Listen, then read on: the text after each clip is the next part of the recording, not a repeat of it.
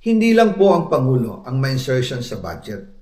Pati po si Congressman Sandro Marcos, meron din pong pinapasok taon-taon. Noong 2023, may 9.636 billion pesos.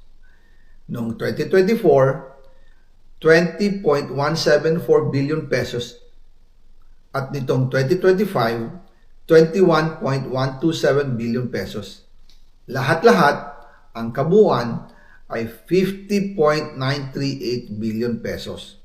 At bawat taon po, sa tuwing dumarating ang BICAM budget process, lagi po may utos si Congressman Sandro na ipasok ang mga proyekto niya.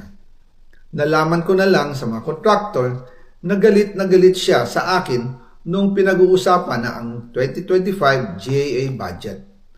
Ang sabi daw niya, ipatatagal ako at magpa-file ng maraming kaso laban sa akin. Kasi kulang ng 8 billion pesos yung insertion na gusto niyang ipasok. Ang dahilan daw, may mga contractor na nakapag-advance na sa kanya at dahil hindi na ipasok ang buong halaga, kailangan daw niyang magsauli sa mga yon. Para malinaw sa taong bayan, ilalabas ko po sa video na ito ang listahan ng mga proyekto na kasama sa mga insertions ni Congressman Sandro.